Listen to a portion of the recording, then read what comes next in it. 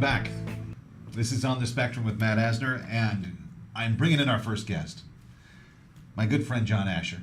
Good to see you. Good to see you.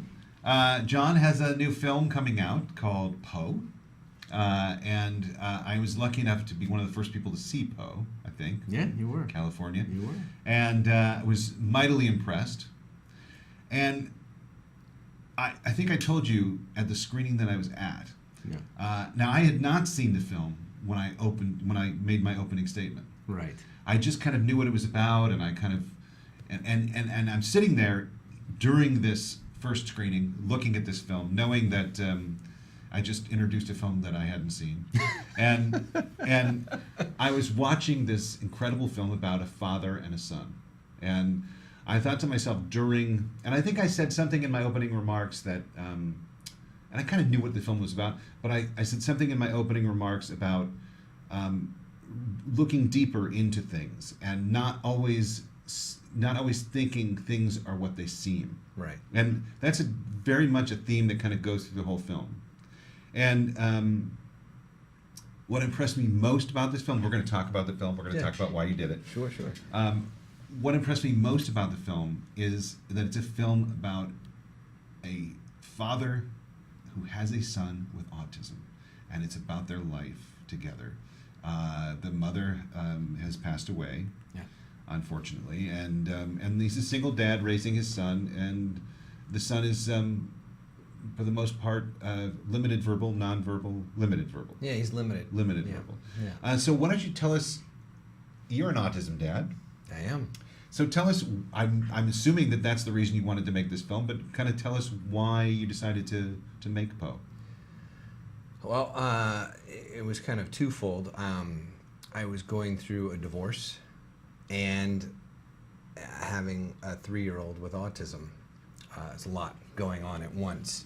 And I feel like, looking back on things, the divorce was really generated from us not knowing what to do with our child, right. Because and then we couldn't agree on who was doing what right. You know what I mean? What's the best way for him to go to bed at night? What's the best way to talk to him? What's the best way to get him to play with his toys typically? And it was always, no, you're not doing it right, or well, you're not doing it right, and we just couldn't agree. And the best thing ultimately was for us to separate, which was really hard because I was really in love. And I was going through a lot of the blame game for myself, that taking on the responsibility. Am I the reason my son's autistic? Is it because of me? Is it something I did?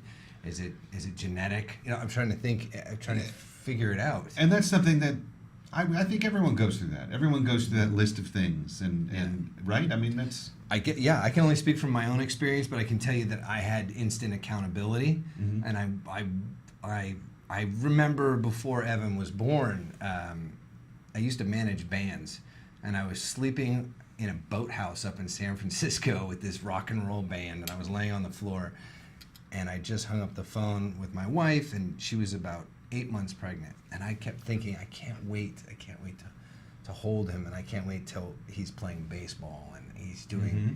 everything that's so typical in what I'm imagining. And then, this little surprise comes out and definitely just put me on a different path. And I think it's a more awesome path, I guess, than, I don't know, because I don't have a typical child, but I just think it's just a very mind-blowing experience. And when did your son start showing signs of autism? It was weird. There's things that I couldn't pick up on that I would never know because I was a first-time parent. But he was reading really early, really early, like 1.5. He was like duck, turtle. Just like bam, bam, bam, out of a book. And I wasn't sure if he was memorizing or what was going on. I wasn't sure what was happening. But there wasn't a lot of eye contact, So I didn't think anything of it then. I think my mom had brought it up to me, and she was like, he's not really... And the way he would play with toys, like truck was always upside down, and he would just spin the wheel. I was like, man, he's fascinated with the. But to me, I just thought it was kind of cool. And then it progressed. I mean, escalators were out of control. I could not go to the mall without going on an escalator at least 10 times, you know? And he'd be like, escalator, and I'd be like, all right, let's go. And we would just go and go and go. But I need to circle back to the film and what. But before you get to before you get back to the film, when I took Will to New York, I went on the subway with him to Coney Island.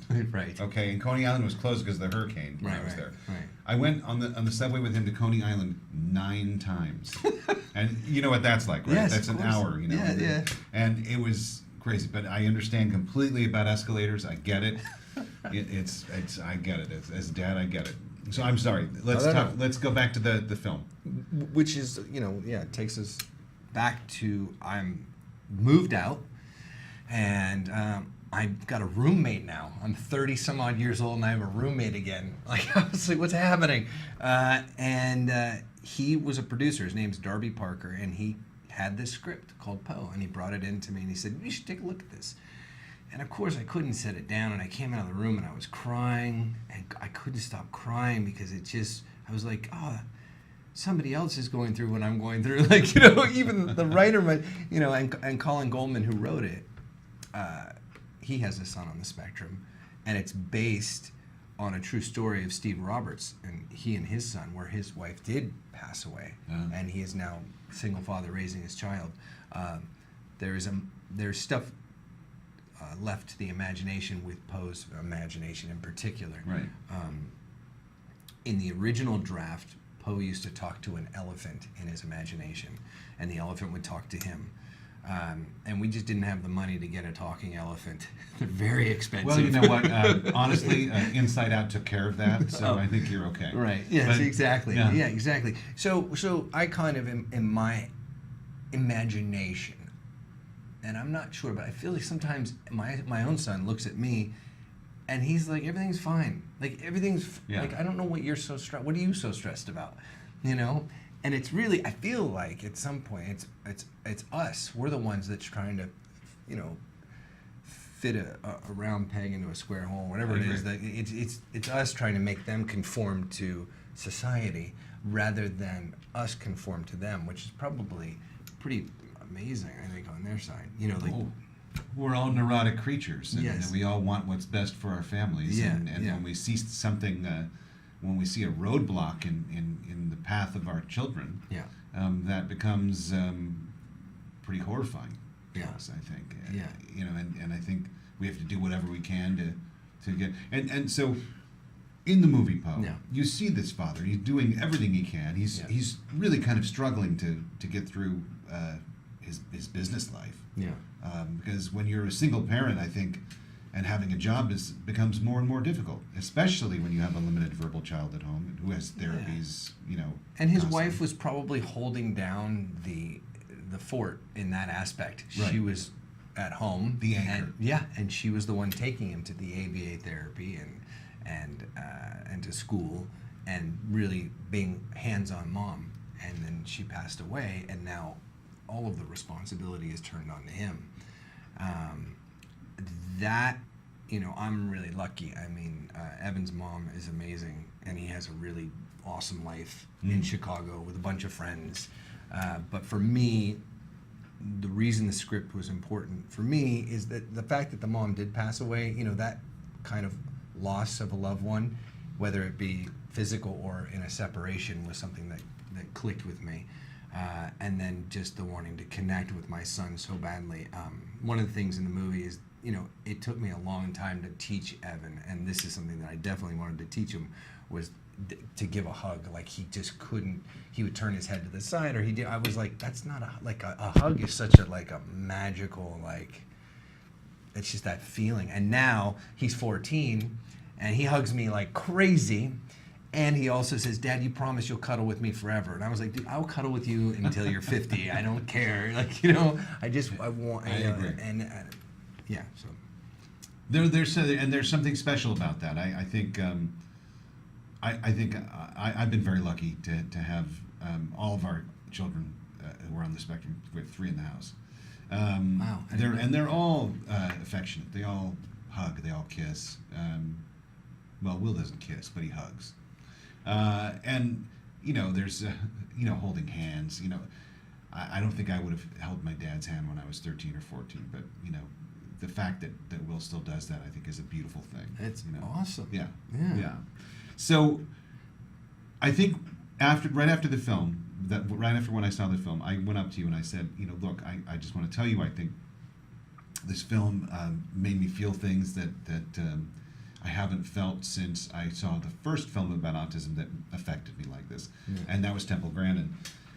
You really get inside the world of autism, and you really kind of let the viewers in to that world, so that you can understand and you can move with the character, and it's beautifully done. And I'm not going to kind of go into it too much.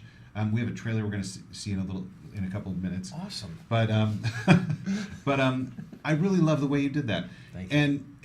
And Shannon Penrod, who has Autism-live, and we're part of Autism-live, she told me that there are a lot of people who worked on the film who have children with autism. Is this true? And how many people on this film worked? A lot. Yeah? A lot, which lets you know how staggering the numbers are. Right. And this is why we do what we do and why you do what you do. And is this right? something? Is this something you discovered during the filming, or? I mean, some of it. Yeah. I mean, we were having a really hard time finding the dad. We were having a hard time. It's a small movie, a lot of actors were like, nah, it's not for me. But Christopher Gorham came along, and I met with him, and I think this is the first time he's really gone public, because at the meeting we had, he said, my son is on the spectrum. And I was like, oh, that's great. And he said, the script blew me away. I have to do it. I have to do this movie. I was like, great. Well, that's another one, right? So we've got both the writers. We got the lead, the father, myself, and then Jack. If you remember Jack in the movie, he's got a few roles in the film, played by Andrew Bowen, and he's been on Autism-live. Yeah. His son Reese. That's right. Has autism. And then a crazy, amazing, magical thing happened. I was flying from Newark to L.A. This is a great story. Right? Yeah. And this guy comes on the plane. He's an older man, and he says, hey, can you help me with my coat? And I was like, who is this guy? I was like, all right. So I help him with his coat. I put it in the thing, and then he's putting Neosporin up his nose. And I was like, what is going on? Then he offered me, I was like, no, I'm fine. And then he continued to talk to me a lot on the plane, and I was like, man, this guy. And then I said, what do you do? Finally, I'm engaging. What do you do? And he's like, I'm in a band. I was like, how is this guy in a band? He's like 70 years old. He's not in a band. I don't. And then I get to talk about myself for a second. I'm very excited. I'm a director. Oh, what are you doing? Well, I'm about to make this movie. It's about autism. And I could just see his face change. And he said, my daughter was autistic. Yeah. And it turns out I'm sitting next to Burt Bacharach. And his daughter, Nikki, who unfortunately took her own life, had autism. And he has scored the whole movie. And he also wrote an original song for the movie. And I can't tell you who came on board yet because we haven't publicly announced it. But a very, very major star came on to sing the song for us. So we now have a new original song that's in the film. I'm intrigued. I want to know who it is. I'll tell you after, but I can't tell you. Okay. I can't tell you. All right. I can't tell anybody publicly. Well, I'll have to But that's swear how we and gag found order. Burt. So Burt scored the whole That's movie. incredible. Burt Bacharach, who's arguably one of the greatest songwriters and musicians. And I didn't know who he was until I called my mom. All she from was a like, plane call ride. him back. Yes. That's incredible. Yeah, it was unbelievable. Well, we're going to take a look. We're going to take a look at the trailer, Cool. and then we're going to come back and we're going to talk about how people can see this movie. Great. So, what you're going to see right now, this is the trailer for Poe.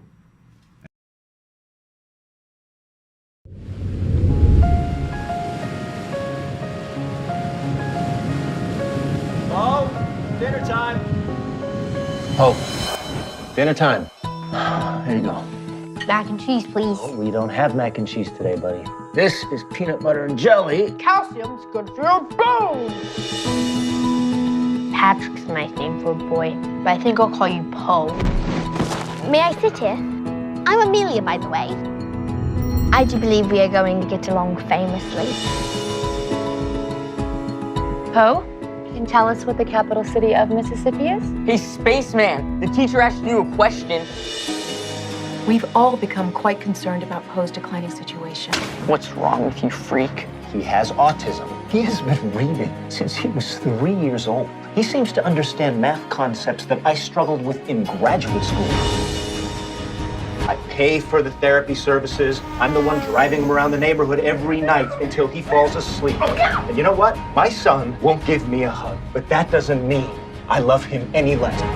There's a residential treatment center. You want me to put Poe in a home? What do you intend to do if your son continues to drift? He's moving somewhere in his mind. Some children, like Poe, drift and don't come back. If you want to, Poe, you can live here forever. Daddy's been having a really hard time lately, and you deserve the best because you're a very special boy.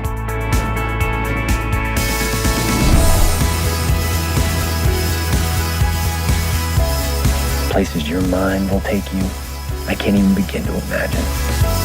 Daddy, this is Amy. Thanks for coming out here to talk to me. God grants blessings in mysterious ways.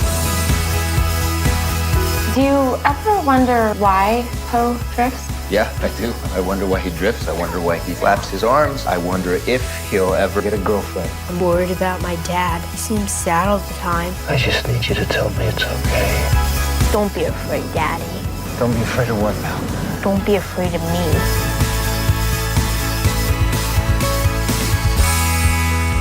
If I was you, I'd keep my retarded kid on a leash. My dad's a wrestler. Well, we got the tail end of there got a little jumpy, but Yeah. But so this is just a great film, and let's talk a little bit about the performance you got from your kid star, Julian Fetter. That was an incredible performance by him. Yeah. So, was he familiar with autism? Was there? No, I was guest speaking at an acting class, and one of the kids there was Julian, and some of the kids were performing, and he was the only kid. He was like a little adult when he came in there, and he was wise beyond his years, and the way that he would deliver dialogue just had so much more behind it than everybody else. Everybody else felt like they were repeating lines, you know, that's my dog Lucky, Right. and he'd be like, that's my dog Lucky, and you would just be like, wow, like how There is was he? something Yeah, there. it resonated. I hope that made sense to everybody. But he had this extra thing, and I knew that finding Poe was going to be the hardest part of this film because I had to find a kid that not only could portray someone with autism, but also he had to be typical, Right. right? Exactly. So he had In to be able certain to do, scenes. Yeah, exactly. Yes. So, which will leave as a surprise. Yes. But so I started auditioning kids, and I always had Julian in the back of my mind. And I read about, I don't know, like 45 kids, and there was one kid that came in that was very pro, very like by the book, like very like you could just tell. But he didn't have that natural thing that I wanted, and I ended up hiring Julian, and he had all the dialogue memorized very quickly, which was great for me. And what we started doing is we would play board games together. Monopoly. There was one where you put a marble on a track and watch it go down. You build up the different tracks. Yes. Yeah. So we would do that. But That's frustrated me many times. Yeah, Mike. but he was only allowed to play the game in character. So if he was playing Monopoly with me, he had to stay in character. So if I reached out and tried to touch him, he would have to pull away. And what I would do is give him different physical body gestures for different emotions. So if you see him doing this in the film, he's calming himself. Stimming, he knows what, but the stimming is excitement. So we ran through a whole list of So you gave him exercises for that. Yeah. Now, how did you learn to do that? I mean, how did you watching Evan. really? And so that was just something you. I mean, that's great. That's. I mean, that you're a good director then, because that's a lot of times directors just say, oh, here's the script. Let's say, oh, now they work on performance during performance. But you actually, hearing that you actually did exercises with them, with I guess, at least with Julian, if not the other actors, I think that's wonderful, and I think to me that that does a lot of the math for me on how he was able to put that incredible performance together, because it was very well done, very well done. He So was great.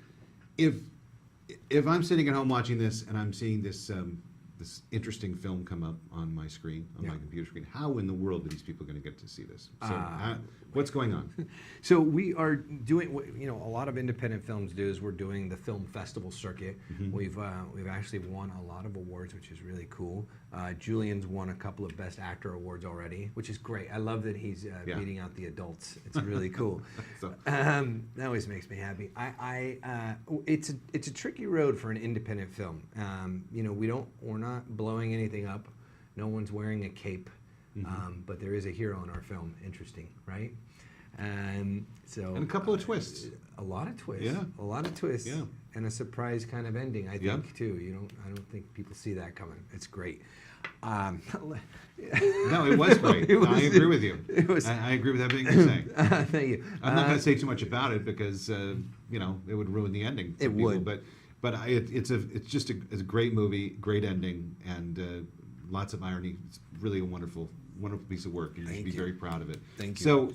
So November is what we're looking. That's what we're shooting for, is November, because we want to qualify Burt Baccarat for the Oscars to get him a nomination for Best Score and Best Original Song, which you're going to hear about soon. Can't wait. Yeah, it's going to be awesome. So that's what we're trying to do. We got to be out by November for sure, and we'll keep you posted. Yeah, and we will keep you posted about where you can see this film, because it's worth seeing. It's worth seeing. This is pretty amazing because we've got, I said a little something about Life Animated. I don't know if you've seen that film yet. I haven't seen it yet. Great film. Yeah. And I was just... It's a documentary, though. Yeah, right? but I was upset because the New York Times gave it a bad review, and so my whole opening today was kind of saying, how do you give this a bad review? I was just going to say, how do you review even a documentary bad? Like, it's a documentary. But it's like, basically they were saying there's not enough angst in the film, and I'm like, no, there's plenty of angst in the film. You're just not seeing it. Well, that's one. Keep in mind, don't let one person's opinion get under your skin. No, I know, right? It's one guy. But it was like the New York Times, and I thought, how shameful that they're going to. They gave him a platform. And I'm sure there's people there that aren't happy with the guy. And it's funny, a lot of reviewers get away with doing that, and they shouldn't. They should be held accountable because they really do affect the performance of a film. Oh my God! I was thinking about it because it's like, and you're a filmmaker. You have a film that's beautiful and that deserves to be well reviewed. I mean, of course, you're dealing with people who have personalities and egos, and and people that probably don't have. I have a funny feeling this guy does not have a child on the spectrum. Obviously not. Right. Obviously not. Right. He does not have a child on the spectrum. Probably doesn't know anyone on the spectrum. So we could assume that maybe he's not well educated. Exactly. But that's unfortunate. And that actually, that's an underscore of how far we are from really kind of being there. Really. Yeah. Because unless you have someone with autism in your family or know someone with autism, you don't get it. That's why I made the movie. Yeah. The movie is, hopefully, I'm aware that a lot of families with children on the autistic spectrum are watching this show. Right. That's what this is for. Yes. But those families need to get their friends that don't have anybody to watch Poe, because Poe is an instant education. Exactly. It's here you go. This is what we go through. You need that agree chain. Yeah. You know what I'm talking about? Totally. The agree chain, the shampoo. Yes. She told one friend, they told one friend, and so on and so on and so on. So that's what we need here. We need a community network supporting this film. Yeah. And great film. Go see it. John Asher. Thank you very much. Thank you very much. Matt Asner. Okay. And here's the funny thing. Now we got a two-shot here. Let's get a two-shot. Wait, is there a two-shot? Do we have a two-shot? Okay. John and I are connected in more than just autism. Yes. Your dad. And film. My dad and John's mom worked together for many years in a little show called Mary Tyler Moore. And John's mother is Joyce Bulifant. Yeah. And Matt's dad is Ed Asner. That's right. Get out of here. The Ed Asner. Can you believe it? The Joyce Bulifant. It's unbelievable. And we lived on the same street. We lived on the same street. In the Palisades. Didn't you live in the Palisades? the Palisades? No, I didn't live on the Palisades. Why didn't you live? What? No, there was a rumor going around that I did live in the Palisades. Yeah. But I'm kidding. I didn't live in the Palisades. We lived on Roscommon Road. Yeah. That's where we grew up. Roscommere. I know where that is. The Upper Estates. Yeah, yeah. Up near Mulholland. I know where that is. Yeah. All right. So there's a lot going on here. And end of show. But we'll keep you updated on this great film, Poe. And like John said, it comes out in November. Look for it. Listen for Burt Bacharach and this great mystery guest that you're going to get. Oh my God! The vocalist. This song, yeah. Okay. And I can tell you, it's a female. All right. Well, we'll see. That's all. We'll check in with you again. Yeah. All right. Well, the movie is Poe. Comes out in November. Go see it. John, thank you for being a guest. Thanks for having me. Good seeing you. Appreciate it. And.